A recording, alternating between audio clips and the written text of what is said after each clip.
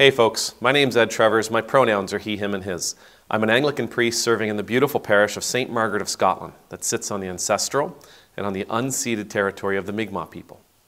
Gwe. So first things first, thank you all for reaching out to me and with your concern and telling me that you miss me. I had a week's vacation a couple of weeks ago, and as is sometimes far too common, and we're actually going to talk about this I think in another video later on, but when I came back from that week's vacation, I was sick for 3 or 4 days. I ended up getting a chest infection. It wasn't COVID, thankfully, but that chest infection eventually moved up into my nose, and I have broken my nose so many times that when I get a sinus infection, and you can probably hear it in my voice now, I can certainly hear it, but when I get a sinus infection, it takes forever to find its way out of my system, just whereas I've smashed my face so many times. Anyhow, with all that being said, hopefully I'm back. I've caught up on all the work that I missed, and I've got lots to talk about. So today we're going to talk about grief, because somebody sent me an email just before I went away, and they said, hey, I've got a family member who's grieving. Can you do a little talk on grief? And I want to start there. So what I'm going to share with you isn't the be-all and end-all in how we should grieve or how we should be with people who are grieving. It's not the be-all and end-all. It's not the last word to be said about grief and the only way we should approach grief. It's how I often find myself approaching grief when I'm dealing with friends and family who are going through death and dying.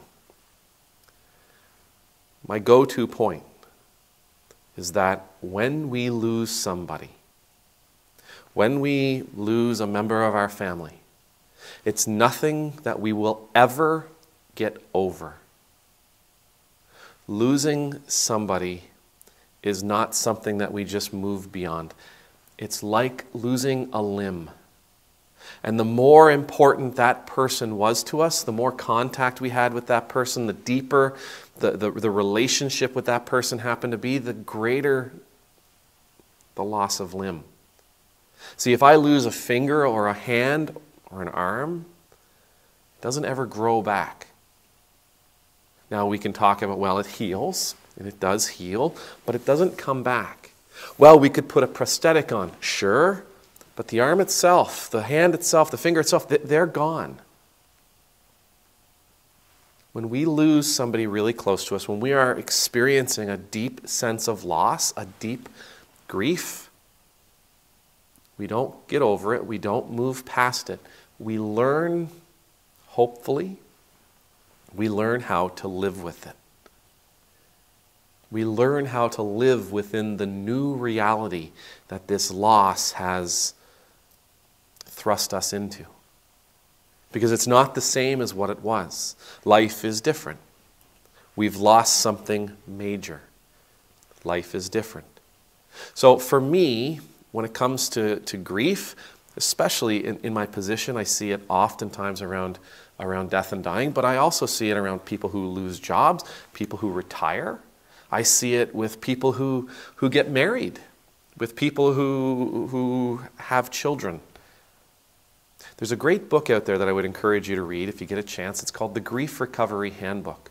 And one of the things it says, one of the things that I remember gleaning from it that I've held on to is that grief comes with change. All change, whether we consider it to be good change or bad change, all change comes with a certain sense of grief. Even a moment that is a joyous change still comes with a certain sense of grief, because we now exist within a reality we didn't exist in before. And a part of us will long for that previous life, for that previous reality. So as we experience change, losing a person is definitely a type of change, but as we experience change, we experience grief. The greater the change, the greater the grief. The greater the grief, the greater the injury. And that's kind of how I approach grief. That it is a physical injury. It's It's the same as cutting your hand or taking a heart attack or losing a foot. It is a physical injury that needs to be taken care of. Now, sometimes a physical injury isn't something we have to go to the emergency room for. Sometimes we just need to clean it up ourselves. We need to pull the splinter out. We need to put the bandage on. But sometimes physical injury requires us to seek additional outside help. Sometimes it requires us to seek out help from our family to help us as we heal, as we recuperate. If you're out there and you have a family member who is grieving, if you have a friend who is grieving, see them as though they are injured. They've experienced real physical injury, and treat them accordingly. Care for them, nurture them, provide for them, help them with their wounds, help them with their injuries. Remember that they're not going to be able to do the things they used to do. Remember that they're not going to be the same people they used to be. That this injury is going to bring about change as they relearn how to live with this loss. And if you're out there and you are someone who is grieving, if you're someone who's experienced a deep loss, don't push yourself. Remember that you're recovering. Remember that life today is different than what life was yesterday. And that this new world you find yourself in, you're going to have to learn how to live within it. You're going to have to relearn how to be vibrant and how to be abundant. It may be that you have to relearn how to walk, how to talk, how to communicate. You may have to relearn some very, very basic things. And that alone is enough to drive a person insane. But this is where you are, and you can do it.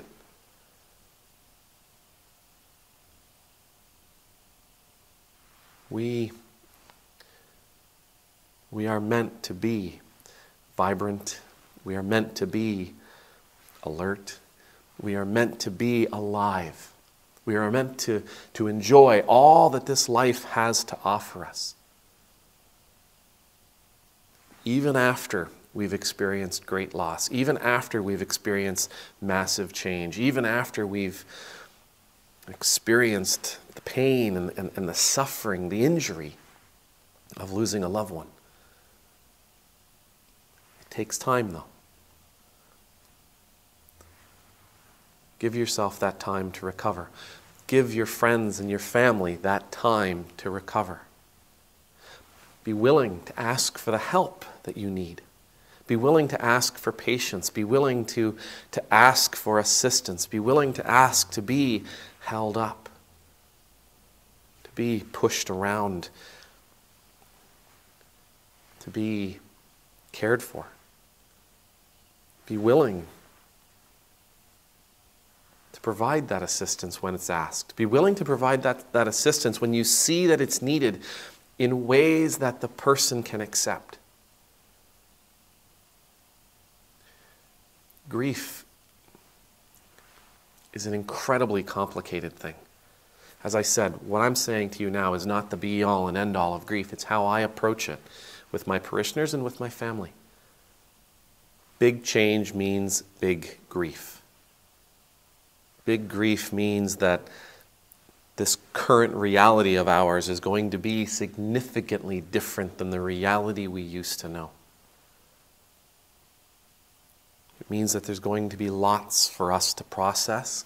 It means that there's going to be lots for us to relearn. But the world is still there. It's still waiting. Life is still waiting for us to embrace. May the Lord bless you. May the Lord keep you. May the Lord's face be made to shine upon you and be gracious to you. May the Lord's countenance be lifted up to you. May you always know the peace of being in the Lord's presence. And I pray that as we grieve, regardless of what side of the coin we happen to be on, that we will seek out the help we need, or we will be the help that others need. that we will recognize there is no shame in asking for assistance, that there is no shame in asking for attention.